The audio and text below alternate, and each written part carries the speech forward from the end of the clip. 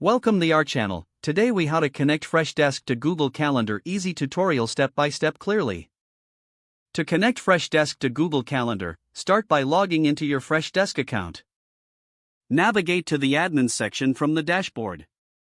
Look for the integrations option in the sidebar. Click on integrations to see available options.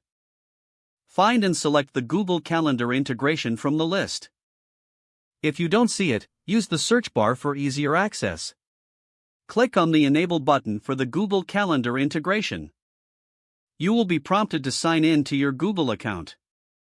Enter your Google account credentials and sign in. Once signed in, grant the necessary permissions to allow Freshdesk to access your calendar. After granting permissions, you will be redirected back to the Freshdesk integration page. You will now see the Google Calendar integration enabled. To customize your settings, click on the settings icon next to the integration. Here, you can choose which calendar to sync with Freshdesk. Select the specific calendar you want to integrate. You may also configure other options like syncing events and notifications. After setting your preferences, click on the Save button. You should receive a confirmation message indicating a successful setup. Now, create a test ticket in Freshdesk to verify the integration. Once the ticket is created, check your Google Calendar for the corresponding event. Make sure the event displays correctly with the necessary details. You are now ready to effectively manage your tasks with Freshdesk and Google Calendar integrated.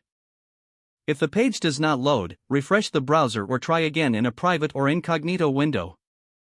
Make sure you are using the correct email address, then retype it carefully to avoid small typos. If your password is not accepted, use the reset option and create a new strong password you can remember. Check your spam folder for verification or security emails, then complete any requested confirmation steps.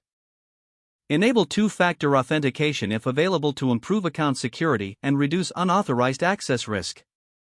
After signing in, review your profile details so your contact information and settings are accurate and current.